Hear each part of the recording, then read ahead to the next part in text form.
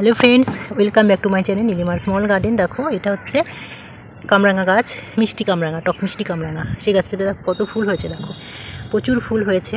হ্যাঁ, কিছু ফুল তো ঝরে যাচ্ছে, দেখে বুঝতেই পারছো। দেখো প্রত্যেকটা ডালে কিন্তু ফুলে ভরে গেছে।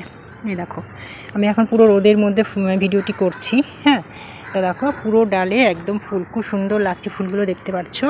এ দেখো ফুলগুলো কালারটা খুব সুন্দর, অপূর্ব কালার। আর ফুলটা দেখো, একটা ফুলের কাছে যায় দেখি, একদম কাছে থেকে দেখাচ্ছি তোমাদেরকে। দেখো দেখো ফুল কি সুন্দর না, কত সুন্দর। দেখো জুম করে দেখাচ্ছি, দেখো কি সুন্দর ফুল। মানে আমলকির যে ফুল এত সুন্দর দেখতে, মানে ফলও যেরকম খেতে খুব সুন্দর, দেখতে মিষ্টি লাগে দেখতে। আর কামরাঙা টক মিষ্টি তো আরও সুন্দর খেতে। তো আর ফুলগুলো কিন্তু অপূর্ব সুন্দর। তো আমি সকালে জল দিতে এসে, আমি সকালে জল দিই শুধু, আর বিকেলে দিই না। তো সকালে জল দিতে এসে দেখি, দেখো একটু জল দিয়েছি, ভেজা মাটি। হ্যাঁ, সকালে জল দিয়েছি। আর দেওয়ার পরে দেখো দেখছি পিঁপড়ের বাসা করেছে। মানে ছোট ছোট সুরসুরি যে পিঁপড়েগুলো হয়, মানে কামড়ায় না, ওই পিঁপড়েগুলো বাসা করেছে, গাছের মধ্যে উঠে যাচ্ছে। তো আমি ভাবলাম যে আর একটু জল দিই, সেই জলের মধ্যে আমি দেব হলুদ। দেখো রান্নার হলুদ গুঁড়ো আমি, দেখো এই দেখো হলুদ গুঁড়োর প্যাকেটটা পর্যন্ত আমি ধুয়ে নিচ্ছি, কারণ এই হলুদ প্যাকেটের মধ্যে না অনেকটাই হলুদ লেগে থাকে।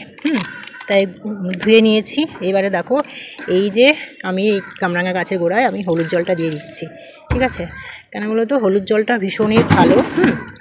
কামরাঙা গাছের মধ্যে দিলাম কারণ প্রচুর পিঁপড়ে হয়েছে বলে হলুদটা খুব ভালো।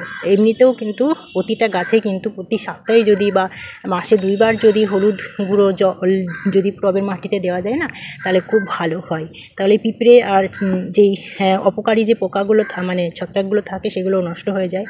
আর তারপরে পোকামাকড়গুলো কিছুটা ভালো হয় হলুদের জন্য, গুঁড়ো হলুদের জন্য। তো মিলিবাগ এগুলোর উপরেও কিন্তু হলুদ ছিটালে কিন্তু খুব, দেখো হলুদ জল দিয়ে দিয়েছি, আর একটু দিয়ে দিই, পুরো ভরে দিয়ে দিই, কারণ মাটির নিচে তো যদি পিঁপড়ে বাসা করে থাকে তাহলেও কাজ হবে। হ্যাঁ, তো দেখো হলুদ গুঁড়ো জল দিয়ে দিলাম। এখানে হচ্ছে কামরাঙা গাছ, এটার মধ্যে পিঁপড়ে নিয়ে আমি এটার মধ্যে দেবো না। দেখি আর কোনো গাছে পিঁপড়ে আছে কিনা, সেই গাছে আমি হলুদ গুঁড়ো জল দিয়ে দেবো। তো দেখো দেখিয়ে দিলাম। তো এইভাবে তোমরা এরকম ছোটোখাটো পোকা বা যেগুলো অপকারী ছত্রাক বা পিঁপড়ের জন্য কিন্তু হলুদ ভীষণই ভালো।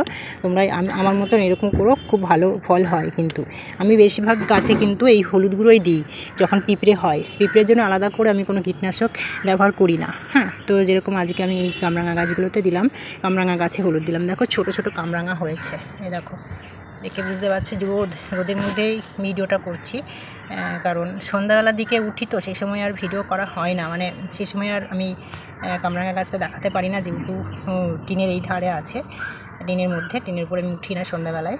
দেখো ছোটো ছোটো আমলকি এই কামরাঙা কিন্তু হয়েছে, ঠিক আছে। তো চলো দেখি আর কোন গাছে আছে, আরেকবার দেখে নাও। হ্যাঁ, তো দেখি চলো, দেখো নিচে নেমে চলে এসেছে। এটা জবা গাছ এবং নয়নতারা গাছ, হাইব্রিড নয়নতারা।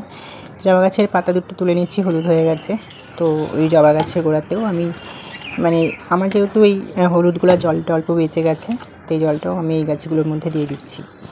প্রতিটা গাছেই কিন্তু হলুদগুলা, মানে এই হলুদের জল কিন্তু দেওয়া খুব ভালো। মাসে যদি একবার করে দেওয়া হয় প্রত্যেকটা গাছে হলুদের জল, তাহলে কিন্তু গাছ কিন্তু খুব ভালো থাকে, ঠিক আছে। কোনো পিঁপড়ে তো হবেই না, তারপরে কোনো ফাঙ্গাস লাগবে না। তো ফ্রেন্ডস, আমার আজকে ভিডিওটি কেমন লাগলো অবশ্যই কমেন্টে জানিও। ভালো লাগলে একটা লাইক করে দাও। তোমরা ভালো থেকো, চলো টাটা।